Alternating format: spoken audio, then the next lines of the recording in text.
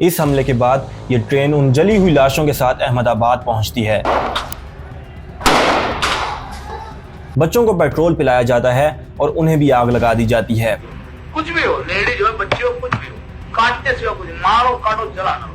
लोगों के घरों को पेट्रोल और एलपीजी सिलेंडर से आग लगा दी जाती है और लोगों को घरों से निकाल निकाल कर मारा जाता है। ये घर में घुसे तो यहाँ से सिलेंडर लिया और हमारी धड़ा फूटे। पुलिस खड़े रहते हमारे को यूं कह रही है, बोला इनको जाके मार डालो। एक प्रेग्नेंट उनको बताया कि क्या होता है। लाशें इस कदर होती हैं कि उन्हें इकट्ठा कर करके कुओं में फेंका जाता है। और हमने तबियत से डाल दी गाड़ी बनाई और हमको गर्व है कि ऐसा एक बार दो बार मौका आ जाए और भी तो, और मरते मरते ये तो देखते जाए। और फिर से वो गिरोह एहसान जाफरी के घर वापस जाता है और उनकी फैमिली को जिंदा जला दिया जाता है, जिसमें 2 छोटे बच्चे भी शामिल होते हैं। 27 फरवरी 2002 साबरमती एक्सप्रेस अयोध्या से अहमदाबाद के लिए रवाना होती है। इस ट्रेन में 1100 लोगों की कैपेसिटी थी, लेकिन रश होने के बायस बहुत से लोग खड़े होकर भी सफर कर रहे थे, इसलिए इस ट्रेन में तकरीबन 2000 लोग सवार थे। इन 2000 लोगों में भी 1700 कार सेवक थे जो अयोध्या से अपनी पूजा पाठ करके वापस लौट रहे थे, उसी अयोध्या से जहां कुछ साल पहले बाबरी मस्जिद को शहीद किया गया था। सुबह के 4 बजे इस ट्रेन को अहमदाबाद पहुंचना था, लेकिन ये ट्रेन लेट हो जाती है और 7:43 पर ये गोधरा स्टेशन तक ही पहुंच पाती है। इसके बाद जैसे ही ट्रेन वहां से चलने लगती है और अभी स्टेशन तक ही पहुंच पाती है कि मुतादिद बार ट्रेन की चेन खींची जाती है। जैसे ही ट्रेन वहां पे रुकती है, वहां पे पहले से 2000 लोग इंतजार में बैठे होते हैं और वो ट्रेन पर पथराव शुरू कर देते हैं। इस दौरान पूरी ट्रेन को नहीं बल्कि सिर्फ 2 कोचेस S5 और S6 को निशाना बनाया जाता है। इस सब को देखते हुए कार सेवक ट्रेन के दरवाजे अंदर से लॉक कर लेते हैं, लेकिन कोच S5 और S6 में अचानक से आग भड़क उठती है और इस आग में 59 लोग जलकर मर जाते हैं, जिनमें 27 औरतें और 10 बच्चे भी शामिल होते हैं। इस हमले का इल्जाम मुसलमानों पर लगता है, लेकिन क्या ये वाकई मुसलमानों की तरफ से किया गया एक प्री प्लान अटैक था, इसकी बात हम थोड़ा आगे चलकर करेंगे। इस हमले के बाद ये ट्रेन उन जली हुई लाशों के साथ अहमदाबाद पहुंचती है और इन डेड बॉडीज को वहां के एक सिविल हॉस्पिटल 16 में मुंतकिल किया जाता है। अब तक ये खबर सिर्फ गुजरात ही नहीं बल्कि पूरे इंडिया में फैल चुकी थी। RSS, VHP और बजरंग दल जैसी हिंदू इंतहा पसंद तंजीमों के लीडर भी 16 हॉस्पिटल पहुंचना शुरू हो गए थे। हॉस्पिटल के करीब में खड़ी एक पुलिस वैन कंट्रोल रूम को इन्फॉर्म भी करती है कि यहाँ हालात खराब होने का खदशा है, क्योंकि भारी तादाद में हिंदू हॉस्पिटल के बाहर जमा होना शुरू हो गए थे, लेकिन कोई हिफाजती इकदाम नहीं किए जाते। और फिर जैसे ही उन बॉडीज को हॉस्पिटल से निकालकर अपने अपने इलाकों में ले जाया जाता है, हर इलाके में हिंदू बाहर निकल आते हैं और मुसलमानों पर हमले शुरू कर देते हैं। हालात हाथ से निकलते जा रहे थे, मुसलमानों को काटा जा रहा था, लेकिन उन्हें बचाने वाला कोई नहीं था। देखते ही देखते ये हमले पूरे गुजरात में फैल जाते हैं। इस सब को देखते हुए गुजरात में 3 दिन का कर्फ्यू लगा दिया जाता है और फिर 28 फरवरी का सूरज तुलू होता है। जो 28 फरवरी को मुसलमानों के साथ होने वाला था उसका किसी को अंदाजा नहीं था। सुबह के 9 बजते ही हिंदू इंतहा पसंद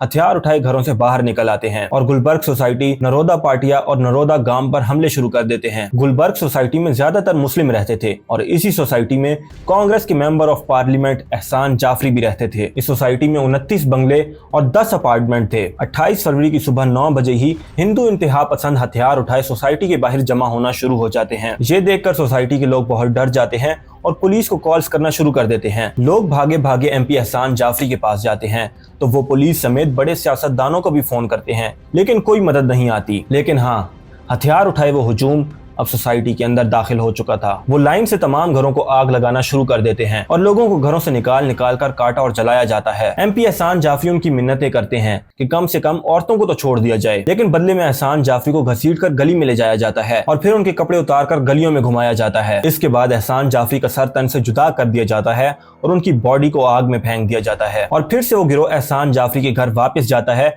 और उनकी फैमिली को जिंदा जला दिया जाता है, जिसमें 2 छोटे बच्चे भी शामिल होते हैं। वो तो क्या करा, सबको अंदर से खींच के बाहर ढगला करा ने, फिर उन पे पेट्रोल डाल के सबको जलाया। तो डेड बॉडी का सीन इतना डेंजरस था कि आप बाजू में खड़े, तुम बाजू में नहीं खड़े रह सकते थे। उनको अपने यूँ हाथ रखो ना तो पूरी चमड़ी गायब हो जाए, अंदर हमारी उंगलियां चली जाए, खाली सिर के बाल खींचो तो सिर के बाल टोटल बाहर आ जाए। सोसाइटी के सारे घरों को डैमेज कर दिया जाता है और 18 घरों को तो बिल्कुल जलाकर राख कर दिया जाता है। इस सब के दौरान 69 लोगों का बेदर्दी से कत्ल कर दिया जाता है और उसके बाद से लेकर आज तक सिर्फ एक घर के अलावा उस सोसाइटी में कोई घर आबाद ना हो सका। वो सोसाइटी उसी तरह वीरान पड़ी है। सब सोसाइटी तो पूरी आग का गोला जल रही थी सोसाइटी में। मेरे पाँव में इतने इतने फोले हो गए, मैं बाहर निकली तो पूरी सोसाइटी, हमारा घर मैंने देखा तो ऐसा होते हमारी तो पूरी जिंदगी का सहारा ही चला गया।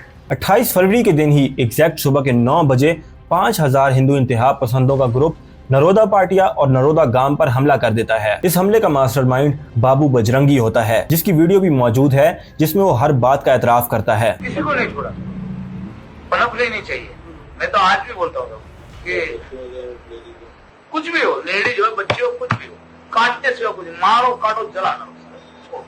कैसा लगता है जब मारते हैं, कैसा लगता है? मजा आता है। सब उसको मार के आके घर पे सो गए। सब कुछ प्रॉपर प्लानिंग के साथ किया जा रहा था। यहाँ तक कि हिंदू इंतहा पसंदों को हथियार और मुसलमानों के घरों की इंफॉर्मेशन तक दी जाती है, ताकि जहाँ जहाँ मुसलमान हैं सिर्फ उन्हीं को टारगेट किया जा सके। पुलिस खड़े थे, पुलिस ने कुछ भी नहीं करा, कुछ भी नहीं करा। पुलिस खड़े रहते हमारे को यूं कह रही है, बोला इनको जाके मार डालो। ऐसे फायरिंग करते थे, किस्सा है। और बोलते थे, बोले क्या यार तुम लोग घुसो, बोले 10 घंटे तक यहाँ लड़ाई देखने को मिलती है। लोगों के घरों को पेट्रोल और एलपीजी सिलेंडर से आग लगा दी जाती है और लोगों को घरों से निकाल कर मारा जाता है। ये घर में घुसे तो यहाँ से सिलेंडर लिया और हमारी धड़ा फूटे। ट्यूबवेल तो थी हमारे पास, उस टाइम तो हमने मजा ही और था सब। औरतों और छोटी छोटी बच्चियों का रेप किया जाता है और उनके साथ ऐसे ऐसे जुल्म किए जाते हैं जो बयान भी नहीं किए जा सकते, और आखिर में उन्हें भी जिंदा जला दिया जाता है। एक प्रेग्नेंट थी, उसको हमने चीर दिया।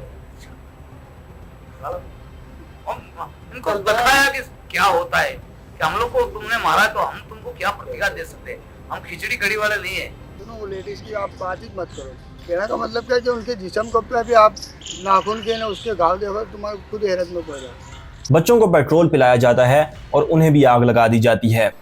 किसी को नहीं छोड़ा, पनप लेनी चाहिए। मैं तो आज भी बोलता हूँ, कुछ भी हो, लेडीज हो, बच्चे हो, कुछ भी हो, काटने से हो, कुछ मारो, काटो, जलाना।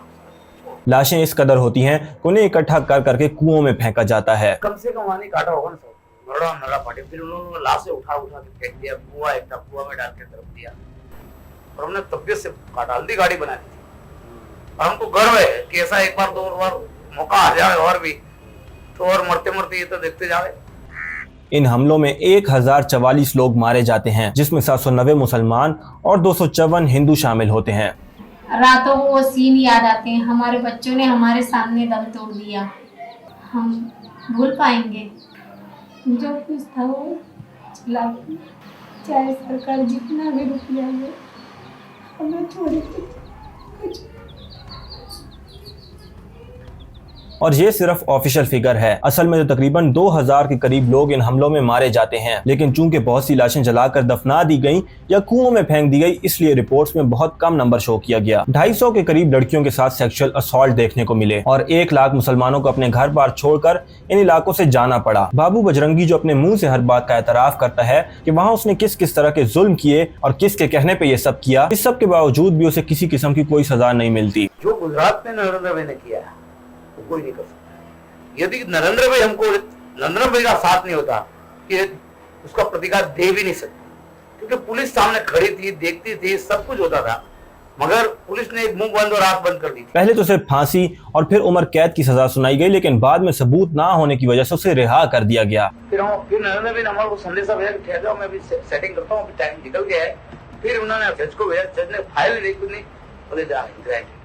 इसके बाद अगले ही दिन वडोदरा में दी बेस्ट बेकरी के नाम से एक मशहूर बेकरी को आग लगा दी जाती है, जिसमें 14 लोग जिंदा जल जाते हैं। इनमें 11 मुसलमान और 3 हिंदू थे, लेकिन सबूत ना होने की वजह से आज तक किसी को सजा नहीं मिल सकी। जब इस सब के बाद गुजरात की गवर्नमेंट से सवाल किया जाता है तो उनका कहना था कि हमसे जितना हो सकता था हमने सब कुछ किया, लेकिन चूंकि लोग गुस्से में थे और ये एक एक्शन का रिएक्शन था तो ये तो होना ही था, इसलिए गवर्नमेंट और पुलिस इस सब को नहीं रोक पाई। लेकिन क्या सच में ऐसा था? शायद नहीं, क्योंकि उस वक्त गुजरात इंटेलिजेंस ब्यूरो के senior police officer Sanjeev Bhatt ने यह बयान दिया कि उन्हें मदद के लिए कॉल्स आ रही थी, लेकिन उनके हाथ बंधे हुए थे, क्योंकि गोधरा ट्रेन हमला होने के दिन शाम को एक मीटिंग बुलाई गई, जिसमें मोदी ने तमाम गवर्नमेंट ऑफिशियल्स और पुलिस को यह हिदायत दी कि ये एक एक्शन का रिएक्शन है, इसलिए हिंदुओं को मुसलमानों पर अपना गुस्सा निकालने दिया जाए और 1-2 दिन बाद हालात खुद ही ठीक हो जाएंगे, आपको बीच में पड़ने की जरूरत नहीं है। 3 दिन का मोहलत दिया था, जो भी करना चाहो कर लो, 3 दिन के बाद में बंद कर दूंगा, ये उन्होंने खुलेआम कहा था।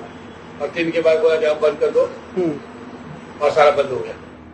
आउटलुक मैगजीन की रिपोर्ट में उस वक्त गुजरात के होम मिनिस्टर हारिन पांड्या भी इस बात का एतराफ करते हैं कि 27 फरवरी की शाम को वो भी इस मीटिंग में मौजूद थे और उन्हें सख्ती से मना किया गया था कि वो इस मामले में ना पड़ें और आगे जाके हारिन पांड्या का भी मर्डर हो जाता है और आज तक पता नहीं चला कि उनका कत्ल किसने किया था। इस सब की इन्वेस्टिगेशन के लिए एक SIT बनाई जाती है जिसे नानावती मेहता कमीशन का नाम दिया जाता है और इस कमीशन को गोधरा ट्रेन हमले समेत मुसलमानों पर होने वाले कत्ले आम पे भी रिपोर्ट पेश करनी थी और इस कमेटी को सुप्रीम कोर्ट के रिटायर्ड जज GT नानावती लीड कर रहे होते हैं। लेकिन वो किसी गवर्नमेंट ऑफिसर को पूछताछ के लिए नहीं बुलाते और बगैर पूछताछ के ही सबको क्लीन चिट दे देते हैं, जिस पे लोग एतराज करना शुरू हो गए कि आपने तो अपने ही लोगों को इन्वेस्टिगेशन के लिए बिठा दिया है। और फिर तहलका ने अपने स्टिंग ऑपरेशन की एक नई वीडियो रिलीज कर दी जिसने सारे पोल खोल दिए। अरविंद पांड्या जो उस वक्त काउंसिल फॉर गुजरात गवर्नमेंट थे, उस वीडियो में कहते नजर आते हैं कि कमीशन में हमारे खास आदमी चुने गए हैं, कुछ भी हो जाए रिपोर्ट हमारे हक में ही आएगी।